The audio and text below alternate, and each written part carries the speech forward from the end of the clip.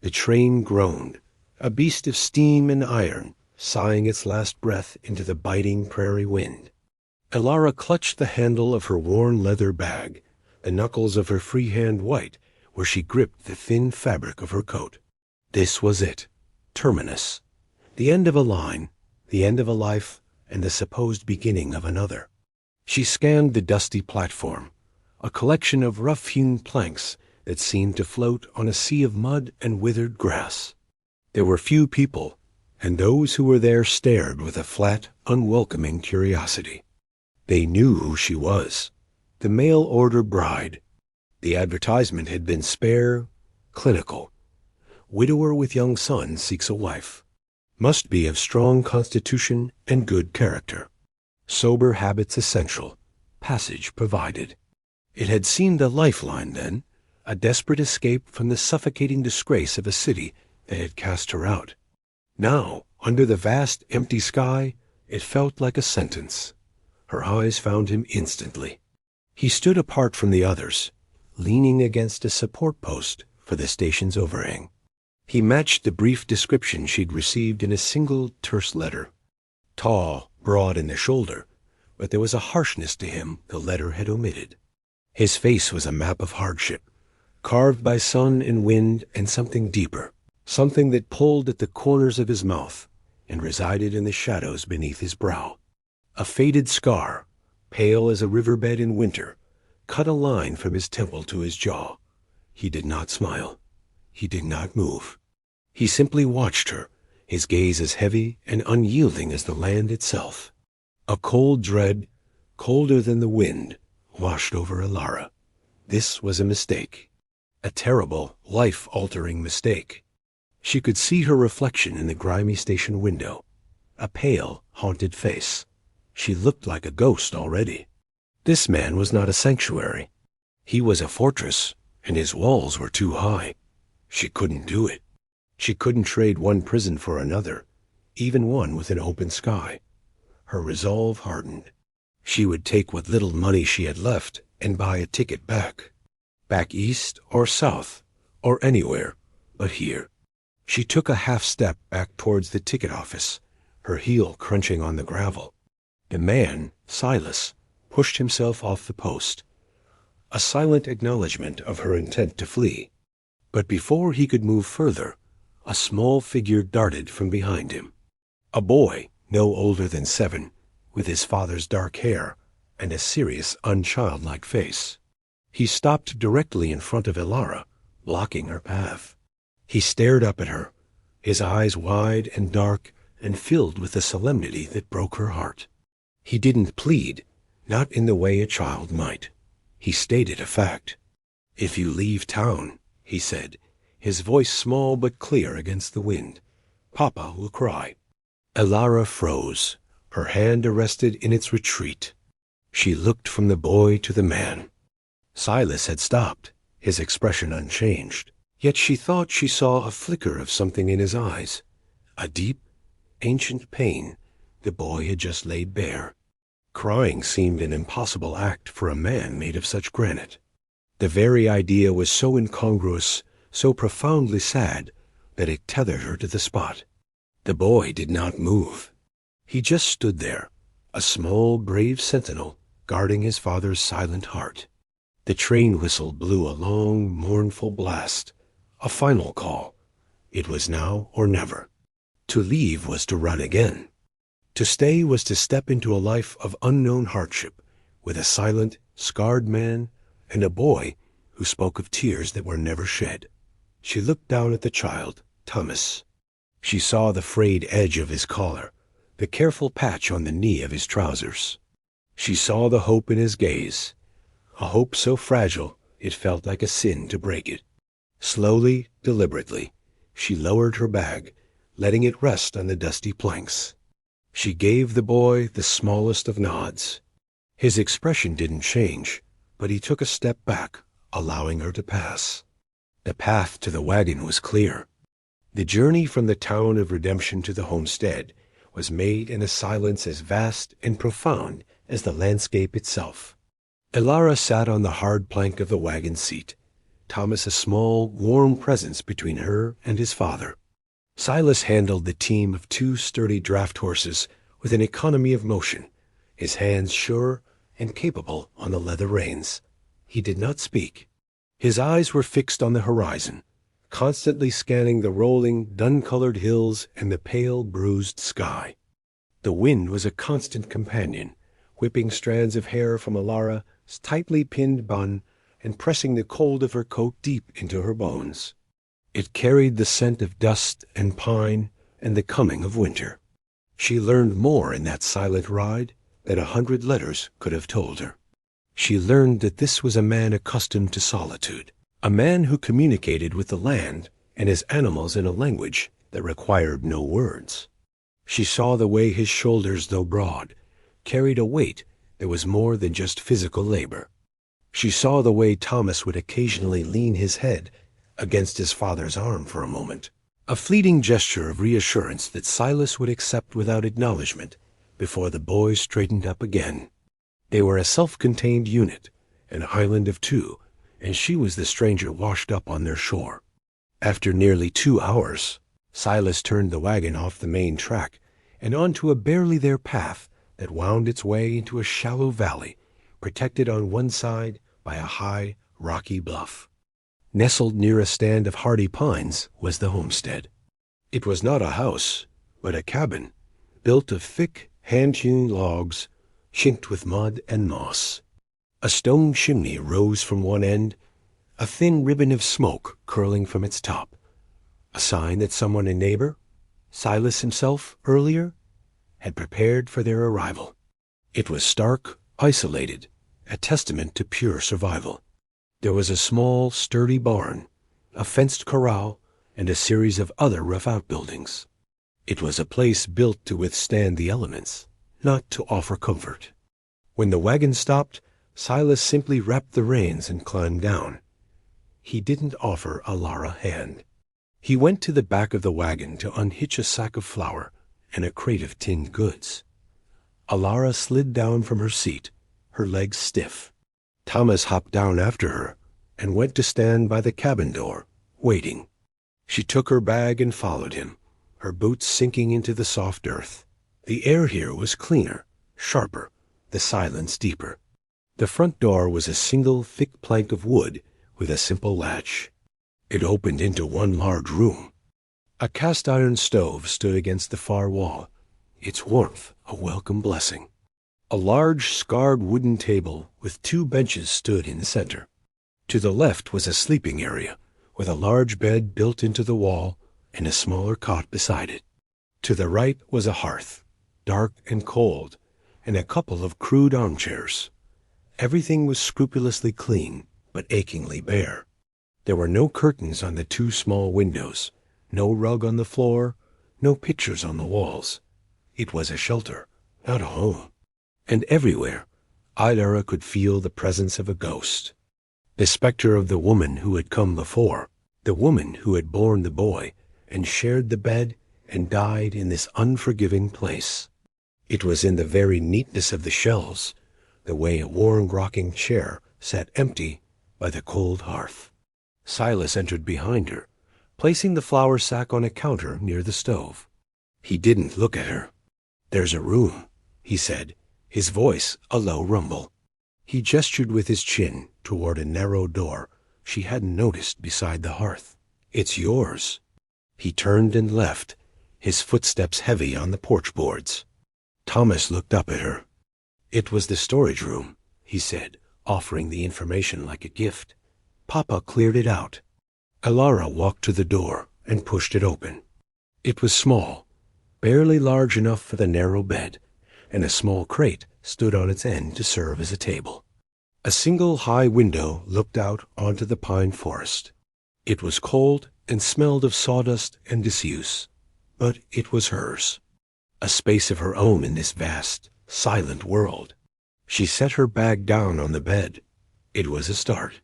In the days that followed, a quiet rhythm established itself, dictated by the sun and the needs of the land. Elara rose before dawn, the cold floorboards a shock to her bare feet. She would stir the embers in the stove, add fresh wood, and put coffee on to boil. The smell would fill the cabin, a small domestic anchor in the wildness. Silas would already be gone, out in the pre-dawn gloom tending to the animals. He would return as the sun crested the bluff, his face flushed from the cold, and they would eat breakfast in their customary silence. Thomas was the bridge. He would chatter sometimes, telling Elara about the hawk that nested on the bluff, or the way the creek froze at the edges overnight. Silas would listen, his expression softening almost imperceptibly as he watched his son. After the meal, he would disappear again, his day a long litany of physical tasks, reinforcing the barn roof against the coming snow, chopping and stacking a mountain of firewood, mending a harness with practiced, methodical hands. Elara found her own purpose within the four walls of the cabin. She had brought needles and thread, and she set about mending. She patched the elbows of Silas's work shirts, darned Thomas's socks until the heels were more her thread than the original wool, and stitched a lining into a thin blanket to make it warmer. Each stitch was a tiny act of defiance against the decay and hardship of this life. One afternoon, while looking for extra linens, she found a small, locked trunk tucked away under the main bed. She knew, instinctively, that it belonged to Sarah, the first wife. She felt no jealousy, only a profound and sorrowful respect. She did not try to open it.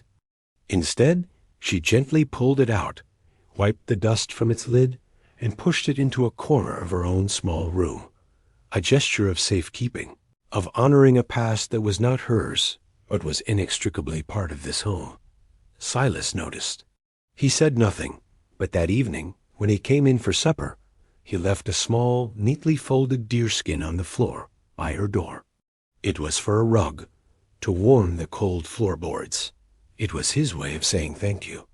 She cooked simple, hearty meals, stews that simmered for hours on the stove, bread baked from their dwindling sack of flour. One evening she used some of the wild herbs Thomas had shown her, and the stew had a new savory flavor. Silas ate his whole portion, then scraped the bowl clean with a piece of bread. He looked at her, a direct gaze that lasted only a second. "It's good," he said. The two words were a torrent of praise. The slow, tentative weaving of their lives together was a delicate thing. One morning, Thomas came to her with a tear in his sleeve, a long, jagged rip from climbing a tree. She sat him on a stool and began to stitch it up, her movements careful and precise. He watched her, fascinated. "Mama used to sew," he said quietly. Ira's needle paused for a fraction of a second. "Did she?" She asked softly, keeping her voice even. "Yes," he said. "She made me a bear from an old coat." He looked towards the empty rocking chair by the hearth. "Papa put it away, with her things." Elara finished her stitch and tied off the thread, her heart aching for this serious little boy and his silent, grieving father. She smoothed the mended sleeve. "There," she said. "Good as new." He smiled, a rare, brilliant flash of light in the dim cabin. Later that day, she saw Silas standing by the corral, not mending the fence, but just looking at it. He held a piece of wood in his hand, and a small knife. He was carving, his thumb moving with slow, practiced strokes. She couldn't see what he was making, but the act itself seemed a form of prayer, a silent conversation with the wood, with the world, with himself. The first trip to the town of redemption was a necessity. The flour sack was nearly empty, and they were low on salt, coffee, and kerosene for the lamps. Elara dreaded it. The homestead, once a symbol of her isolation, had become a sanctuary. The town was the world she had fled, a place of judging eyes and cruel whispers. Silas seemed to feel it too. The morning air was thick with a tense quiet that was different from their usual silence. He hitched the wagon, his movements clipped and efficient. Thomas, sensing the mood, was subdued, sitting between them on the wagon seat with his hands clasped in his lap. As they drew near, the cluster of bleak, Weathered buildings seemed to rise from the plains like a judgment. The moment they pulled onto the main street, the town's attention fell upon them. Faces appeared in windows. Men standing outside the saloon stopped talking and turned to stare. Their gazes passed over Silas with a familiar disinterest, but they lingered on Elara with a greedy, dissecting curiosity. "That's her," a woman whispered to another as they passed the general store, her voice loud enough to carry on the wind. "The one he bought. Looks frail." Elara kept her eyes fixed straight ahead, her spine rigid. She felt a flush of heat creep up her neck, a familiar shame she had hoped to leave behind forever. Silas pulled the wagon to a halt in front of the mercantile. "I'll get the supplies," he said. It wasn't a question. "You stay with the boy." Before she could agree, a group of men emerged from the saloon across the street. At their center was a large, florid man with a silver-buckled belt and an air of arrogant ownership. He was flanked by two younger men who shared his bullish features and swagger. Elara recognized him from Silas's terse description on the ride home from the station.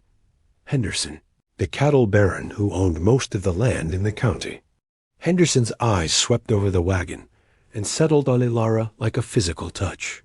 A slow, unpleasant smile spread across his face. "Well now, Silas," he called out, his voice booming with false bonhomie. "Finally decided to grace us with your presence, and you've brought your new acquisition." The word hung in the air, ugly and sharp. Elara flinched as if struck. Silas, who had been about to step into the store, turned slowly. He didn't answer. He simply looked at Henderson, his face impassive. He took a single deliberate step away from the store entrance, placing himself more squarely in front of the wagon, a silent barrier between the men and Elara. Henderson chuckled, a dismissive, rumbling sound. "Don't be like that. Just admiring your purchase. She got a name, or just a bill of sale?" His sons snickered. Elara's hands clenched into fists in her lap. She wanted to shrink, to disappear, but a hot spike of defiance pierced through her fear. She met Henderson's gaze, her own cold and steady. Silas still said nothing. The silence stretched, growing heavier with every passing second. The air crackled with unspoken violence. It was in Silas's stance, the coiled stillness of a predator. It was in the way his hand rested, not on the pistol at his hip, but near it, a casual promise. Henderson's smile faltered. He was a man used to bluster and bullying, not this unnerving, absolute quiet. He looked from Silas's dead calm eyes to Elara's unwavering stare, and seemed to find something there he hadn't expected. With a shrug, he turned away. "Have it your way, you surly bastard," he muttered, loud enough for them to hear, before leading his sons back towards the saloon. The moment was broken. Silas watched them go, then turned and went into the mercantile without a word. Thomas, who had been rigid throughout the exchange, let out a breath he seemed to have been holding. He slid a small, cold hand into Elara's. She squeezed it tightly. The ride home was as silent as the ride in, but the quality of the silence had changed. It was no longer the silence of strangers. It was the silence of allies, of two people who had faced a common ugliness and stood their ground together. That night, after the lamps were lit and a new quiet had settled, Elara noticed Silas wasn't mending a harness.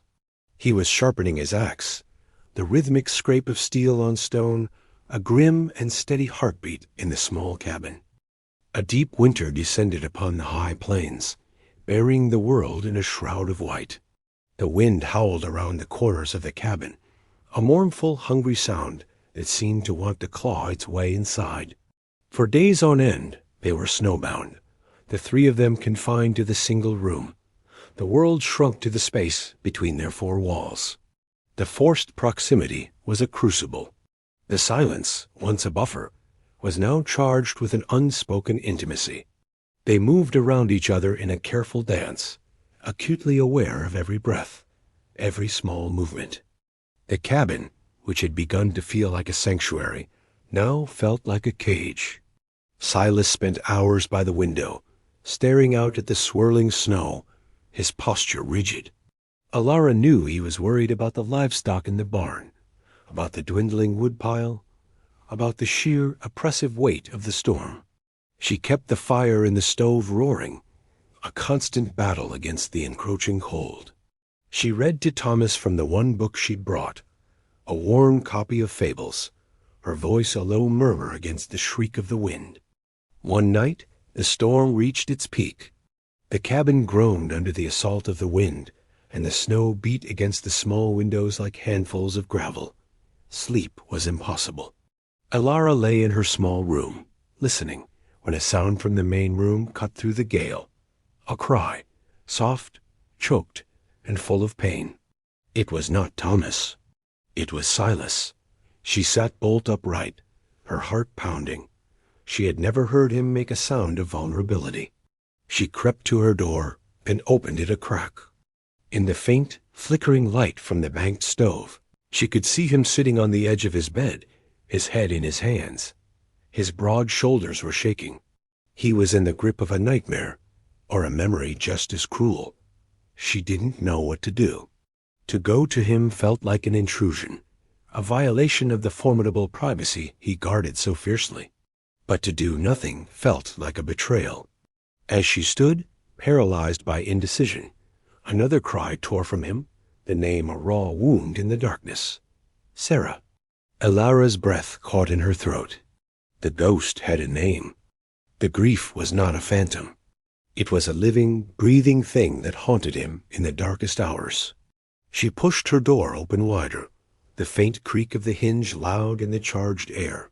He looked up, his face slick with sweat in the dim light, his eyes wild and lost. He looked straight at her, but she wasn't sure he saw her. He looked like a man drowning. She took a tentative step into the room. "Silas," she whispered. Her voice was the first thing to break the spell.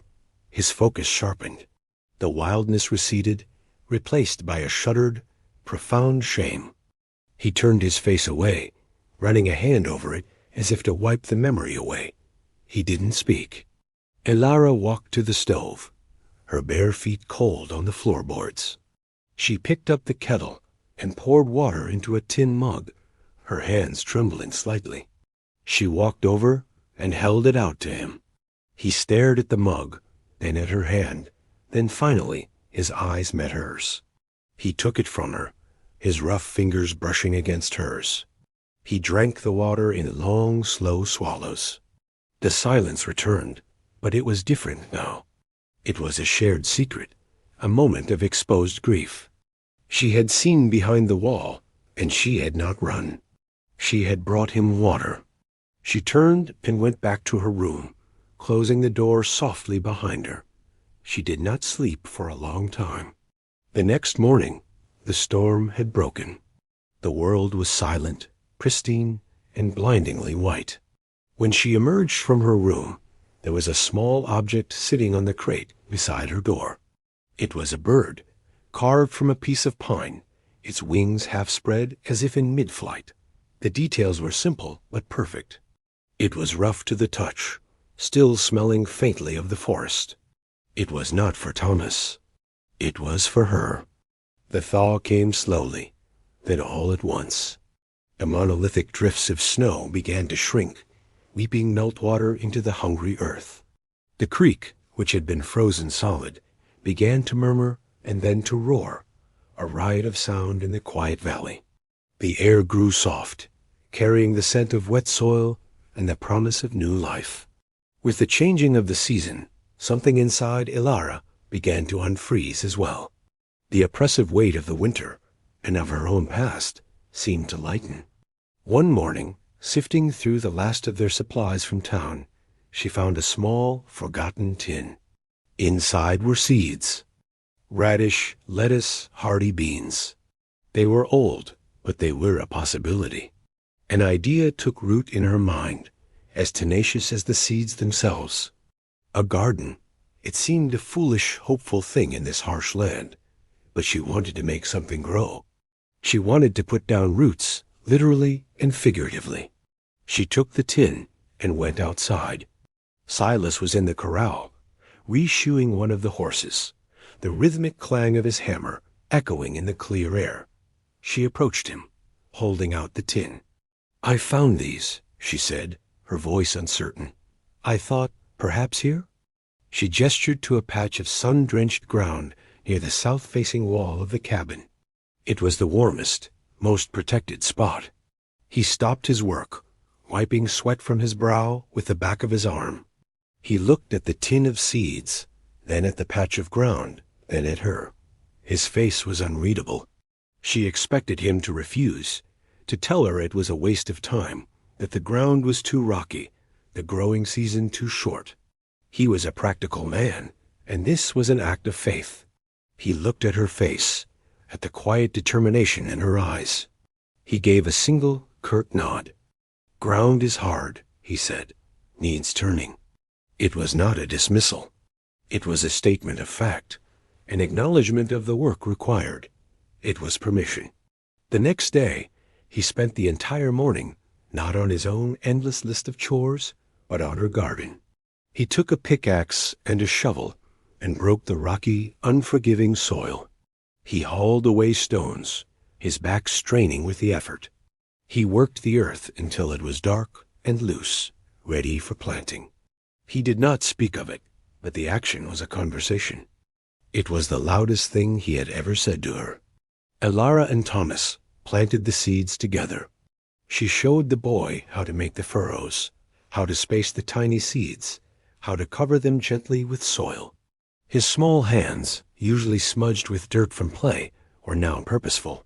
He was a solemn, careful gardener. "Will they grow?" he asked, looking up at her.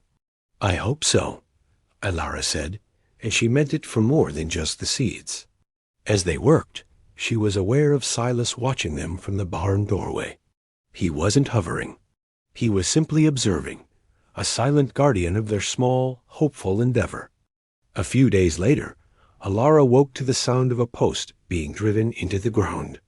She looked out her window and saw Silas. He was building a fence. Not a great, barbed wire fence like the ones that contain the pasture, but a small, neat fence of split rails around her garden plot. It was to keep out the deer and rabbits, she knew. But it was more than that. It was a wall of protection around her fragile hope. He was building a fence for her. That evening, as she served the stew, she put a spoonful of the precious, dwindling jam on a piece of bread and placed it beside his bowl. Their eyes met across the table. No words were exchanged. None were needed. In the quiet cabin, in the vast, wild land, they were beginning to build a home. The new green shoots were just beginning to poke through the dark soil of Elara's garden when the threat returned. It came not with a shout, but with the quiet, deliberate violence of a vandal. One morning, Silas went out and found the northern fence line cut. Not broken, but cleanly snipped with wire cutters. Through the gap, a dozen of Henderson's cattle had been driven. They had churned the wet spring pasture into a muddy ruin, and worst of all, had trampled through Elara's garden. The small, neat rows were a mess of hoof prints and broken stems.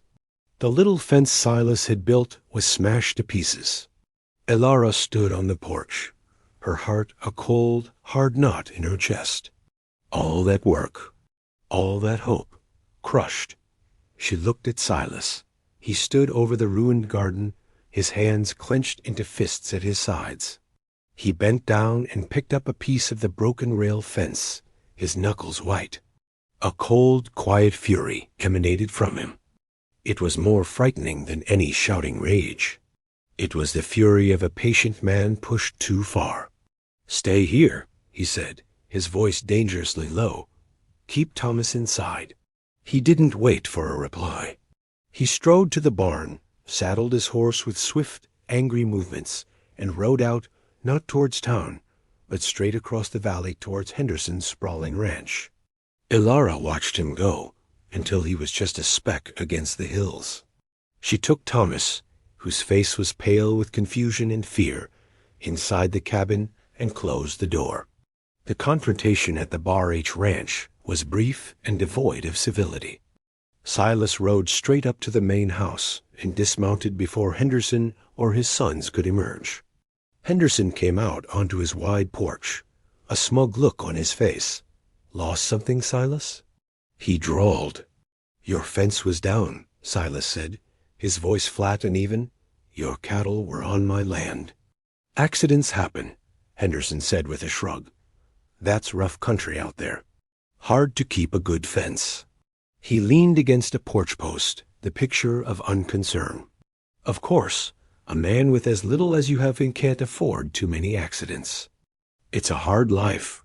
I've told you before, I'd be willing to take that useless patch of yours off your hands. Give you a fair price for it. That creek of yours is the only thing of value for miles." Silas's eyes were like chips of flint. "My garden is ruined." "Garden?" Henderson laughed, a harsh, barking sound. "You crying over a few bean sprouts? My God, man, that mail-order woman has made you soft." The casual, contemptuous dismissal of Elara, of her small, defiant act of hope, was the final spark. But Silas did not explode. He grew colder, stiller. "This is your only warning, Henderson," he said, and the words were as quiet and deadly as the slide of a knife from its sheath. "Keep your cattle and your men off my land. It's not for sale. Not now. Not ever." He turned, swung himself up onto his horse, and rode away without a backward glance, leaving Henderson sputtering on his porch, his face flushed with anger at the audacity, at the sheer unbreakable will of the man he thought he could so easily break. When Silas returned to the homestead, the sun was low in the sky, painting the clouds in shades of bruised purple and angry orange. He dismounted, and Elara met him at the door. She saw the grim set of his jaw, the cold fire still burning in his eyes. She didn't have to ask what happened. She knew this was not over. It was only the beginning. That night, the silence in the cabin was heavier than it had been since her arrival. It was the silence of a coming war. The weeks that followed were thick with a watchful tension. Silas worked with a relentless, driven energy, his eyes constantly scanning the ridge lines that surrounded their valley. He reinforced the corral, checked the perimeter fences daily, and kept his rifle cleaned and close at hand. The unspoken threat from Henderson hung over them like the shadow of a hawk. Elara, in turn, rebuilt her garden. With a fierce, quiet determination, she cleared the trampled soil, salvaged what few seedlings she could, and replanted. It was an act of defiance, a refusal to be intimidated. She would not let Henderson's cruelty extinguish her small patch of hope. One evening, the tension was broken by a new crisis. One of the draft horses, their most valuable animal, went down in the pasture. It was colic, a swift and often fatal affliction. Silas worked on the animal, his face grim, but the horse was in severe distress. Elara came out of the cabin, drawn by the sounds. She saw the situation at a glance, the horse's swollen belly, its labored breathing. "In the city," she said, her voice steady and clear, "my mother was a laundress for a wealthy family. Their stable master, he taught me some things." Silas looked up, surprised. It was one of the few times she had ever volunteered a detail about her past. "He used a poultice, willow bark and chamomile, boiled down." She had seen chamomile growing wild by the creek. "Willow?" Silas asked, his brow furrowed. "There's a stand of them, down past the bend," he said, a new respect in his tone. "I'll get the bark." They worked together through the night, a seamless, unspoken team. Silas gathered the bark, his axe strokes echoing in the twilight. Elara boiled it down with the herbs over a small fire, the pungent, medicinal smell filling the air. They applied the warm poultice to the horse's belly, murmuring to it, their hands often brushing in the darkness as they worked to soothe the suffering animal. They shared coffee from a single tin cup, passing it back and forth as the hours wore on. The shared purpose, a desperate fight for this one life, stripped away the last of their defenses. In the exhausted pre-dawn quiet, As the horse's breathing finally began to ease, they sat on an overturned trough, watching it. "You have good hands," Silas said, his voice rough with fatigue. "Steady." Elara looked at her own hands in the pale light. They were no longer the soft hands of a governess. They were chapped and capable, stained with dirt and medicine. "They've learned to be," she said simply. A long silence fell between them, comfortable and deep. "My wife, Sarah," Silas began, and the sound of her name was still a heavy stone in the air, but one he could now lift. She knew things. About herbs, plants. She could make a sick calf well. She would have known what to do. It was the most he had ever said about her. He wasn't comparing Elara to Sarah, but acknowledging a shared strength, a shared knowledge.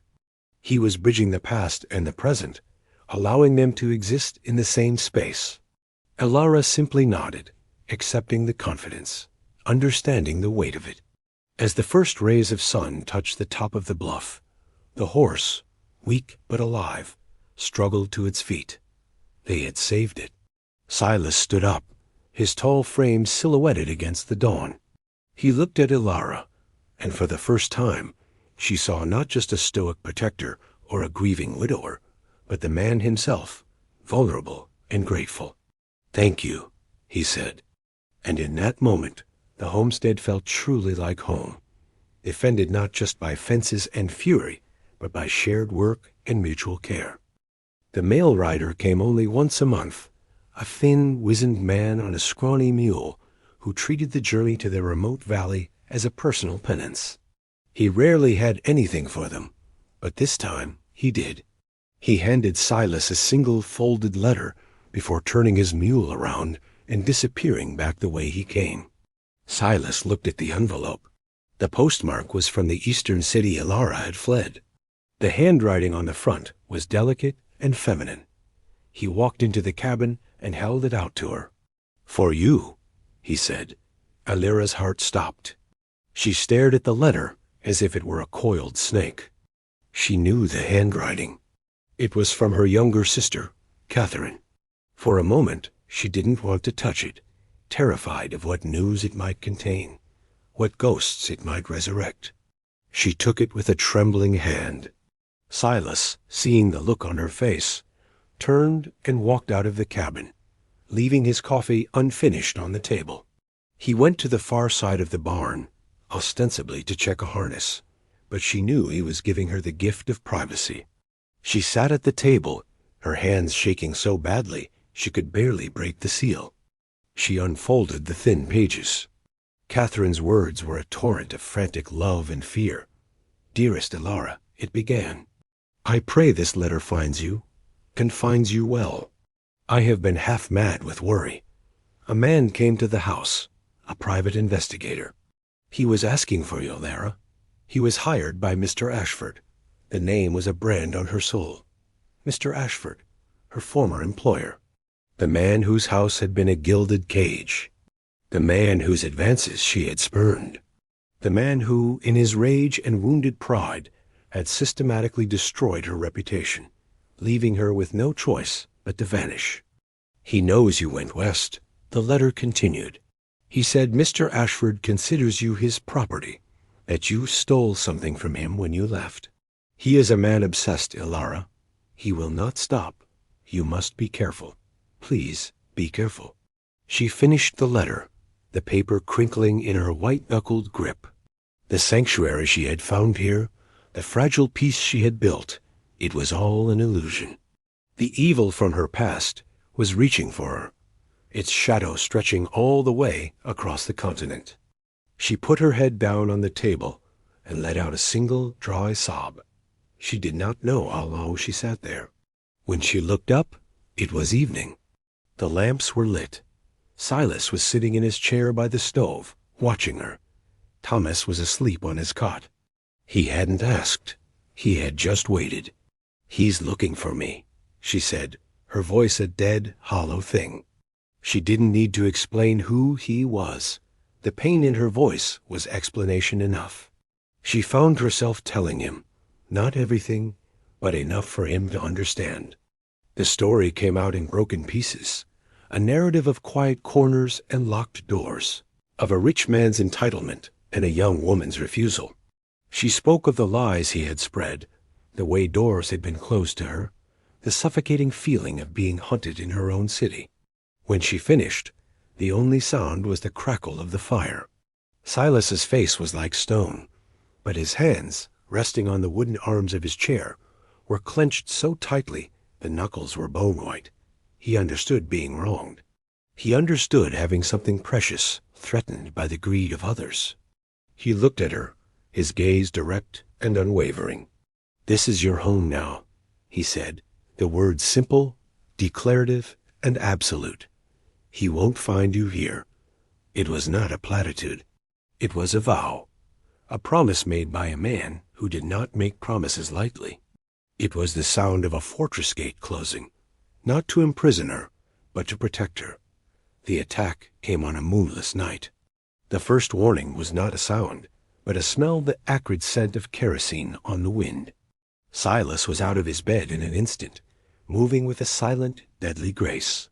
"Elara," he said, his voice a low, urgent command from her doorway. "Get Thomas. Take him to the root cellar. Now." She didn't hesitate. She scooped the sleeping boy from his cot, his warm, limp body a precious weight in her arms. He stirred, murmuring in his sleep. Outside, shouts erupted. "Burn him out! Burn the stubborn fool out!" It was Henderson's voice, thick with liquor and rage. A torch arched through the darkness, landing on the roof of the barn. Flames licked up the dry wood with a hungry roar. Elara ran with Thomas towards the heavy wooden doors of the root cellar, set into the hillside behind the cabin. "Go," Silas ordered, appearing beside her, his rifle in his hands. "Bar it from the inside." "What about you?" she cried, her voice thin with terror. "This is my home," he said, his eyes fixed on the figures moving in the firelight. It was the same thing she had said to him. He was echoing her own defiance. She hurried Thomas down the cold, earthen steps and slid the heavy bar across the inside of the door, plunging them into absolute darkness and the smell of soil and potatoes. She held the trembling boy close, listening to the muffled chaos outside. But as she sat there, a different feeling rose up through the fear. It was a hot, fierce anger. She thought of her garden. She thought of the horse they had saved. She thought of the carved bird. This was her home, too. She had earned her place here with her own hands, her own heart. She would not hide in the dark while it was being destroyed. "Stay here," she whispered to Thomas, settling him in a corner. "Don't make a sound. I'll be back." Before she could lose her nerve, she unbarred the door and slipped out. The yard was a hellish scene of fire and shadow. The barn was fully engulfed, casting a terrible dancing light over everything. Henderson and his 2 sons were advancing on the cabin, another torch held high. Silas was crouched behind the water trough, the rifle at his shoulder. A shot rang out, and one of Henderson's sons screamed and dropped his torch, clutching his arm. Elara didn't think.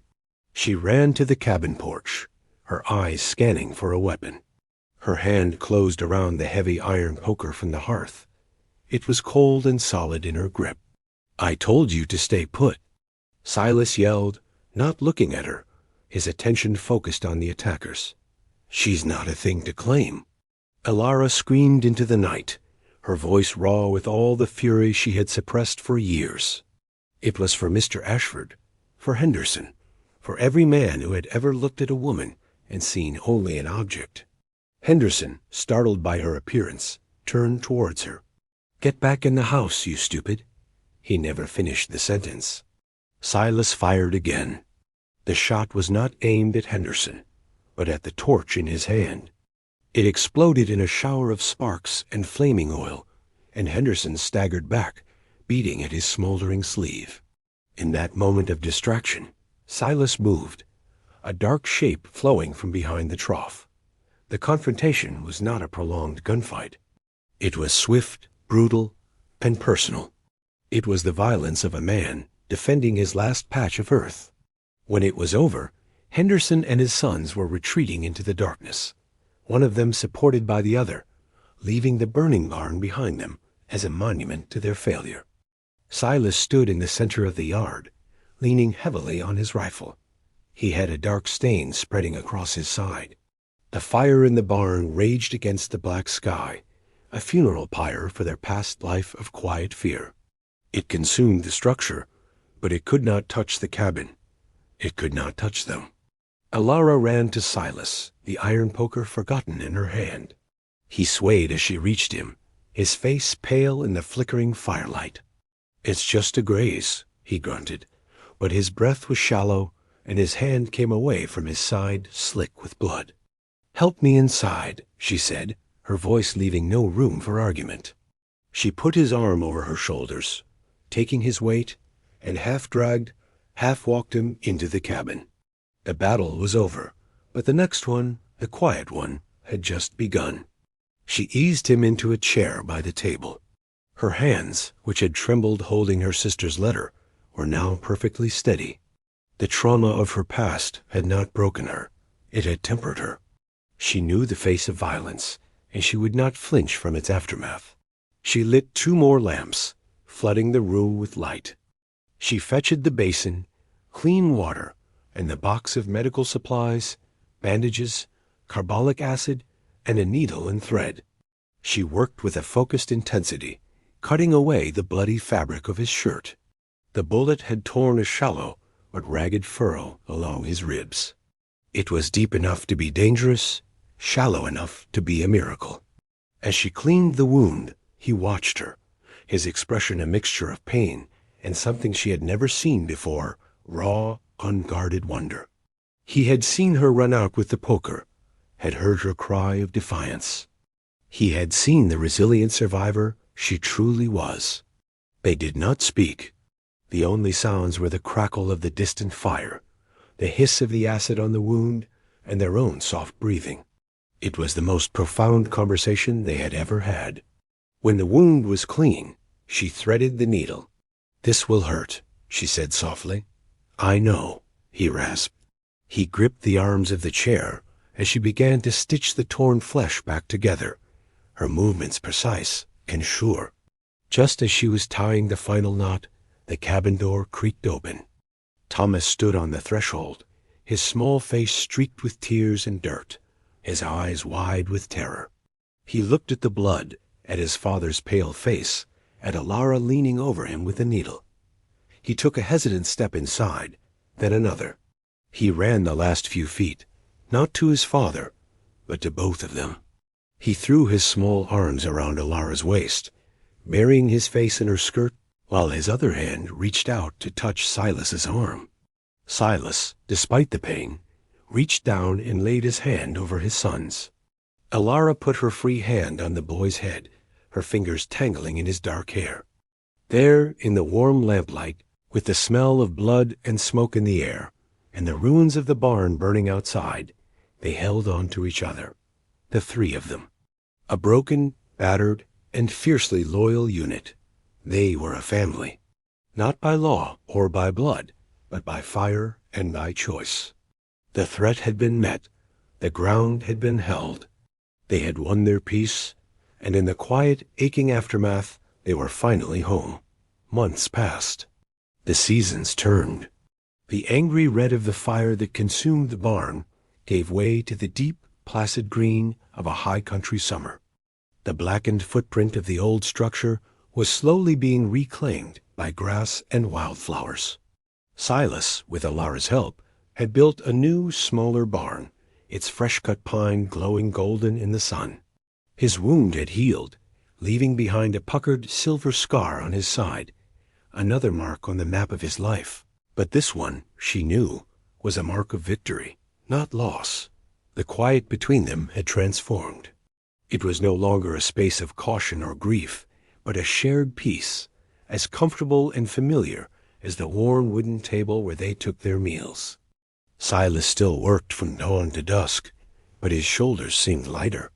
He smiled more, small, quiet smiles reserved for his son, and occasionally a look directed at Elara that was more eloquent than any poem. He had taken to carving again.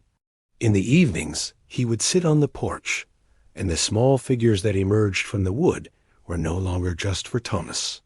There was a wolf for the boy, a hawk, a bear. But for Elara, on the windowsill of her room, which was no longer just her room, but part of the whole, there was a collection. The first bird, a doe with a fawn, and a patient, seated dog. They were a silent history of their life together. Elara's garden, replanted and fiercely tended, was now thriving. It was a riot of green leaves, red radishes, and the promise of beans and squash. It was her victory garden, a testament to her own resilience. She had found her strength not in fleeing, but in staying, in putting down roots in the hard, unforgiving soil and defending them. One evening, they sat together on the newly built porch, watching the sun bleed across the western sky. The air was warm and smelled of pine and dust and the coming twilight. Thomas, exhausted from a day of childish adventures, was asleep, his head resting in Elara's lap. She stroked his hair, her heart full of a fierce, protective love that felt as old as the mountains. Silas was not carving. He was simply sitting, watching the sunset, his presence a solid, reassuring warmth beside her. Slowly, he reached over and took her hand. His was rough, calloused, the hand of a man who worked the land. Hers, no longer soft, was still the hand of a woman who knew how to mend things. Their fingers interlaced, a perfect, unspoken fit. He did not say the words she had once thought she needed to hear. He did not speak of love or forever. He looked out at the new fence around the pasture, its lines clean and strong against the darkening hills. The fence held, he said, his voice a low, contented rumble. It was enough. It was everything. It meant the cattle were safe. It meant the threat was gone. It meant they were secure. It meant we held. We are safe. We are secure. So here ends our story, in the quiet of a summer evening on a remote patch of land. A story that began with a transaction and ended with a family.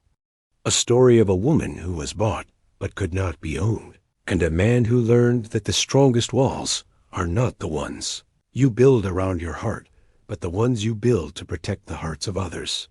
Before you go, tell me, what is a home? Is it the walls that shelter you, or the people you are willing to defend them with?